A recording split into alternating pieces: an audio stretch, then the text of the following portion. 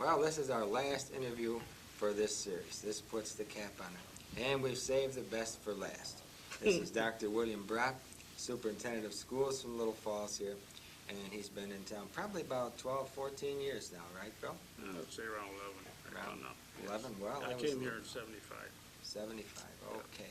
Well, you were a World War II veteran also. Were you a draftee or did you volunteer? Oh, I volunteered. All right, then. How old were you when you volunteered? Well, I volunteered when I was 17, but I didn't. They didn't call me up until I reached my 18th birthday. 18. Yeah, so that's when I went in. What branch did you win?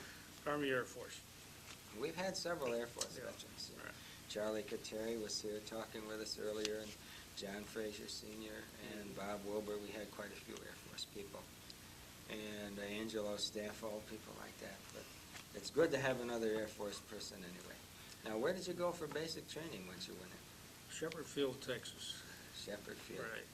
Okay. What was Shepherd Field, Texas like in those days? Hot, dusty, dry? Oh, looking yeah, place? that was the panhandle. And when you're out on the golfing range, the wind came up, you couldn't see the end of your rifle. I mean, the golfing range, but the rifle range. The rifle. Right. All right. You couldn't see the end of your rifle. It was that dust and dirt, the sagebrush. Yeah. Right. Just as you see Texas in the movies. Of course, I don't That's know right. if it's got that reputation anymore from some of the television shows nowadays. How long were you there in basic training? Oh, I say maybe 5, 6 weeks, somewhere around there. So you were from out around Buffalo, New York. Right. Yeah, It was a village called East Aurora, East which is Aurora. about 20 miles outside Buffalo. And did you go in service with any friends, a group of people, or did you just go by Well, yourself? about 4 of us went in at the time. All went to Shepherd Field? You realize when we went in, the war was about over. You know, I mean, they had the Battle of the Bulge, that was over with. And Patton was racing across Europe. Right. Everybody knew it was gonna be over in a few weeks, you know, this sort of thing. So we didn't have any royal send-off, or nobody was No, paid well, much that's the way particular it is. attention to us Well, anyway. we're ending the program that Right, way. it's That's a good way to Yeah, conclude yeah. the program. So here you are in Shepherd Field, Texas. They give you any specialized training there, or? Well, I was in the cadets at the time, and while I was at Shepherd Field, Germany surrendered. And it was just a matter of time before the Japanese followed, Right. right? Now, the Air Force took it upon themselves to disband the cadet corps at that time. And so many of us were reassigned just to overseas duty. Yeah. But anticipating the fact that it wouldn't be long before Japan surrendered. Yeah. And so therefore, when they disbanded the cadet corps, some of us were shipped to, I was shipped to Lowery Field, Colorado. And that's where a lot of the B-29s were stationed. The same kind of plane that dropped the atomic bomb on Hiroshima. I think Nagasaki. Stanley Tucker was there. Yeah. Possibly pretty much at the same time. He was in a few weeks ago talking with us. Okay. And I guess we just stayed there learning a little bit about the B-29 until the time when we were shipped overseas. Did you get, this was flying time. You got flying time in the B-29s? No, we never even got off the ground in the B-29. Oh. Because about that time, Japan surrendered. And so everything was on the ground from there on out, as far as we're concerned. We hadn't been in the cadet corps long enough to really get our wings, put it that way. All right. So any of the moving around we did was by train or by ship. Right, yeah. So from Lowery Field, we went to San Francisco, the port of debarkation. And we were loaded on troop ships there, and our first destination was Manila, over in the Philippines. Tony Viola was there. He talked with us earlier. He spent some time in Well, still, we had the blackout on because that wasn't too many days after the Japanese surrendered. And we knew, at least we were told, that many times when the Japanese on the islands in the Pacific and all, they didn't get the message. Right, some So of them, they'd be 15, still shooting 20 bullets. years, they Sure, still- right. Yeah, they Well, we found that situation, we were one of the first ones to get over in the Philippines after the Japanese surrendered. And there were still a lot of snipers around, Japanese snipers, people like this. So we were on our guard pretty much while we were there. And what I remember mostly about Manila, well, you know, one time it's supposed to be one of the most beautiful cities in the Far East. Yeah. They call it the Pearl of the Orient. Yeah. At the time it had the nickname. Well, Dewey Boulevard is a great big, looks like the Thruway is now, you know. At that time it was quite a boulevard. Nice palm trees in the middle of it and all that sort of thing. It wound its way along beside Manila Bay. And what I remember about that was the beautiful big white buildings that lined that. The walls were just over a 45-degree angle from the ground, you know, looked like they're all, the only thing that made them stay that way was the concrete, or the steel reinforcement in the concrete. And the Filipinos themselves, they wouldn't touch them. And the only way that they were made safe were by our own Army engineers at the time. And the harbor itself was so full of sunken ships, the masts were sticking up to almost thick enough you could actually walk on them. It seemed that way. There were so many of them sunk there. And of course, a lot of Manila itself was destroyed, bombed out. So streets were muddy. There used to be beautifully paved streets. They're all mud. And well, we just traveled around in jeeps and things like that, but we stuck pretty close to our own base. Was it Clark Field? I remember that was one that was. Well, we were prominent stationed during in Manila, or I think the place was called Fort McHenry. We're actually part of the engineer battalion that was stationed there, separate from Clark Field, although we were still in the Air Force, an Air Force unit. And after we had survived a few of the wet seasons there, where we were actually living in tents, you know, built up on platforms. And when it rained, there was like a monsoon season. Right, And I remember wading about knee-deep in mud to go and get your Christmas dinner, this sort of thing, you know. And many times we'd be lying on our backs in the cots, and the tents weren't of the newest material, so they'd leak like a sieve, and we were drawing these little channels along with our fingers along the roof of the tent, so to keep the water from dripping all over our heads, you know, sort of thing. And of course, malaria was around at that time, and we were very careful with our mosquito bars. And they had little white pills. They weren't little, they were big white pills called Atabrine pills. Oh, yeah. I remember. Right.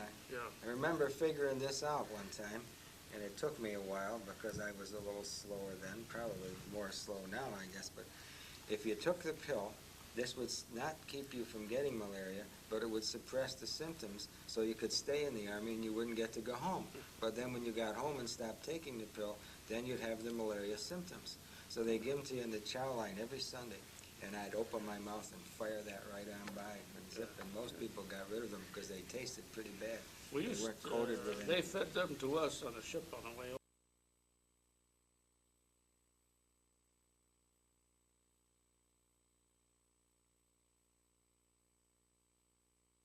On the ship, and we all felt a big thump, and we thought, uh-oh, we must have hit a mine or something like that. It must have been a whale hole, because we nothing happened, right? But we had to keep our lights out on the ship every night. What about the civilian population? Do you see much Filipinos? contact with this? Yeah. Yeah, I mean, they were quite friendly, of course. The Americans were their saviors. Right, they suffered pretty much, I guess, during the war. Yeah, they did. And the Japanese in the outlying sections of the Philippines, they were still, while we were there, we were watching the Japanese troops come in by train. They were on their way back to Japan, and just coming in out of the hills. And Did you get to see any of the scenes of really the hot action there, Corregidor, Bataan Peninsula? We visited those places. Visited those. Right. Yeah. That was quite a shock to most of us. The guides that were on Corregidor at the time told us that if we had seen this before the war, Corregidor, talking about, right? that you wouldn't recognize it because the whole, what do they call it, topology of the landscape was completely changed by the end of the war because of such incessant bombing. Yeah. It completely changed the whole contour of the land. Yeah. They said you wouldn't recognize it if you had seen it before the war started. I've seen some pictures of it, of course, never even been there myself. Saturation bombing. Yeah, right, and incessant artillery, too, from the mainland, which was only a couple, 3 miles away. Sure. The Well, Japanese got to that. they allowed us into that tunnel where General Wainwright had his headquarters. Yeah. Wainwright. Not all the way in because a lot of it had crumbled. But we saw parts of it where they had the hospital set up and so forth. Yeah. So how long were you in the Philippines? I maybe about 6 months, something like that, 6, 7 months. Then they shipped our outfit to Tokyo. Oh, you visited Japan. Tokyo, yes. So? So we were part of the, at that time they called the Pacific Air Command headquarters. Our headquarters building was just located down a few buildings right across the Imperial Palace grounds. And just a few buildings down from where MacArthur's headquarters were. Did you ever get to see the great man himself? Oh, yes, quite a few times. As a matter of fact, that building was next to a British headquarters building. And the British, of course, are famous for having those Gurkha troops. Right, the Indian Gurkhas. Well, they're the ones who stood guard in front of the British building, right? One time we were, a few of us walking along that street, and we saw this huge gathering of Japanese in front of the British building. And they were just standing around shouting and yelling something. We couldn't understand what they said. But when we got closer, we found that a couple of those Gurkhas outside had their machetes, or whatever you call those big knives that they wear, half drawn out of their scabbard. Yeah. And you know, it's tradition for the Gurkhas, if they ever draw that out, they're supposed to draw blood, right? Well, we had the Japanese scared stiff. They were standing around there. Apparently, something irritated them, something the Japanese, maybe a couple passersby said to them or whatever. And we were all waiting rather excitedly just what was going to happen until some British officers came out of the building and kind of subdued those Gurkhas enough so that they put them back That's in. interesting. Yep. I had the impression that the Japanese, right after the war, just like a switch was turned off, they went from really tigers, and they were, refusing to surrender, and that right to lambs they went. Well, Became very peaceful under the occupation, and there was very little trouble with it. That has been we used to ride their trains on occasion, and all electrified, of course. Yeah. And they had no problem with the Americans. And I credit all of that to General MacArthur himself. You spoke of whether I saw him or not. Yeah. Oftentimes, right at 5 o'clock, being very punctual like he always was, he'd come out of his building, and there'd be huge crowds of Japanese gathered around there to shout his name, just as if he was their hero. Yeah. And here he was, their conqueror. Yeah. As he came out of his building, he got into his car and left. He waved to them. And they didn't seem to have any hatred toward the man at all. They idolized him. Whether it's because he convinced our government to keep the emperor as their That's ruler, probably part of it, yeah. right? I think probably they respected him for that. He also had employed on his staff there at his headquarters building many Japanese themselves. And I think that was the smartest move, one of the smartest moves this country ever made, was the fact that they let him stay there in the country after the war. And I got, for one of better words, to say that he kind of pacified the people to the point where they never became our enemies again, right up till this day. Yeah.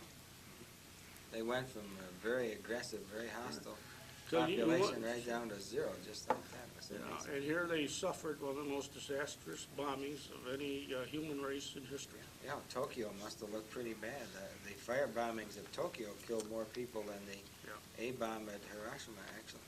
Yes, I never saw where actually the atomic bomb dropped. They have a monument there, of course, now, but I never saw that. They say it's quite a shock to people who first see that. I was in Japan near there, but I never got over it. Right. Well, then you were in Japan for how long?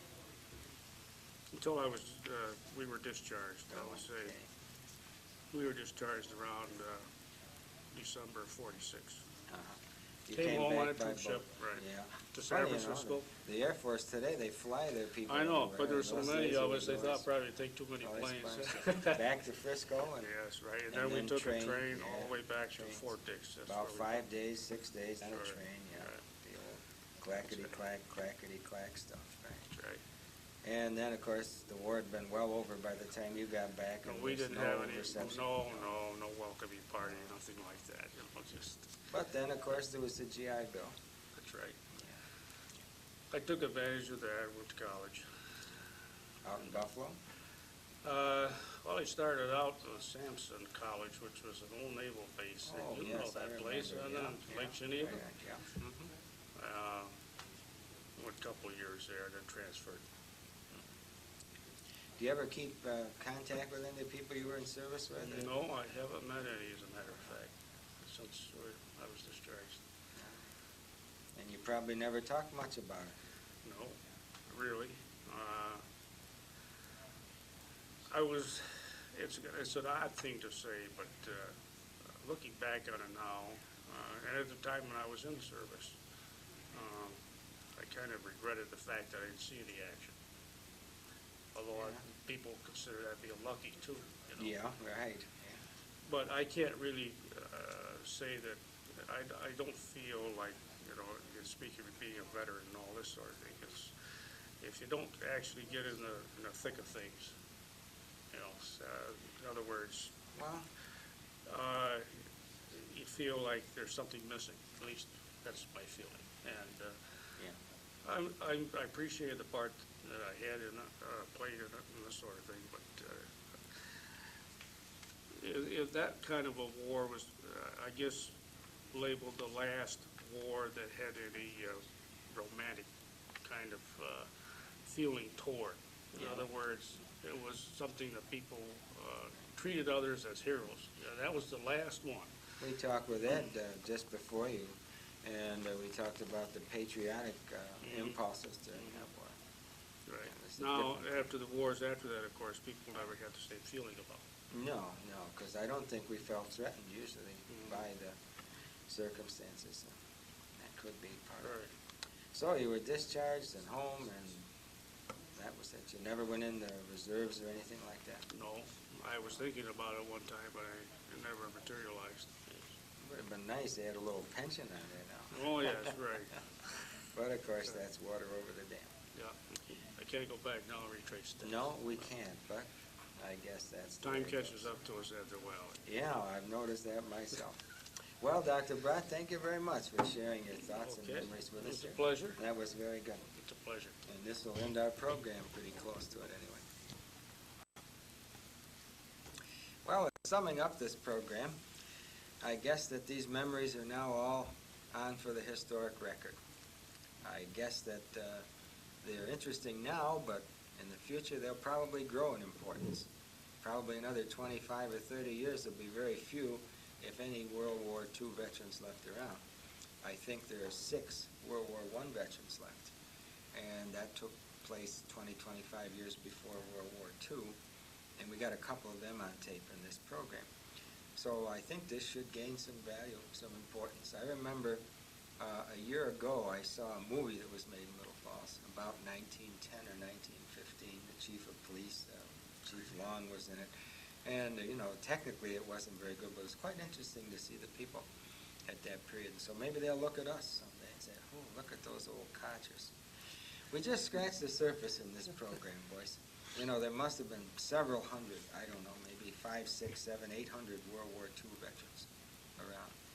And I don't know, I guess we got a pretty good cross-section. We had Marines, Air Force, quite a few Air Force, Army, Navy, and didn't get anybody from the Coast Guard. And I wasn't able to get any women. I called some, I called a few, 3 actually, and they ifed and and hesitated, and so we never got any. Would have been nice. Yeah. Would have been nice to have done that. Well, do you have any comments about the value of a program like this? Do you think we should do it next time for the Korean and Vietnam veterans, or what? Undoubtedly, I feel that the program is very beneficial, not only from an historical viewpoint, but also the one thing that really stuck out in my mind, what I noticed more than anything else, I think, was what I would call excuse me, a therapeutic benefit for most of the participants. Many of these gentlemen never had discussed, even with their own wives and children, their service records, what happened to them when they were in the service. For my own father, I never had a good talk with him about his POW experience until this past summer. And Frank Colonies indicated his son didn't even know that he was a prisoner of war until 2 years ago. And I think that it's, even after 41 years, it's still therapeutic for these gentlemen to be able to discuss, bring out what happened to them. I think that in that term, that this program was very beneficial, especially to these gentlemen. I had never thought of that aspect of it, and I guess you're right, John. That was good. Any comments, Dave?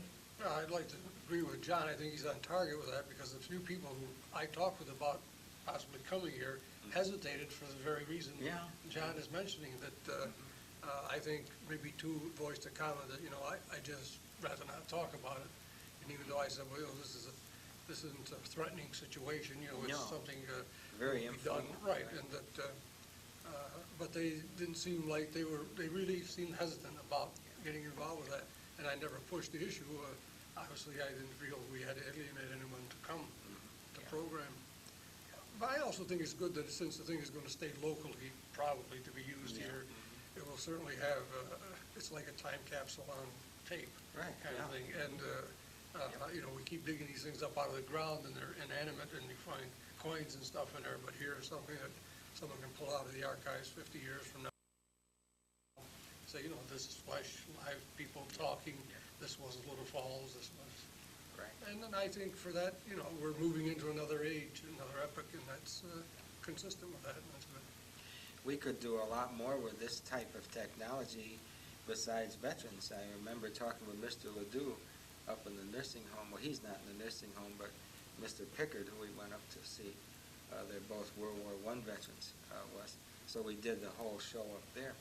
And he had a great many stories after we finished taping about working in Little Falls after World War I, and people who ran taxis and the mills that he worked in and the people that he knew.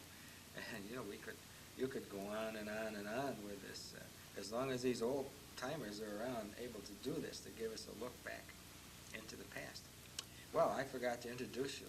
This is John Fraser Jr., the commander of the VFW, and this is Dave Lapone, the commander of the Carlos Staffel Post.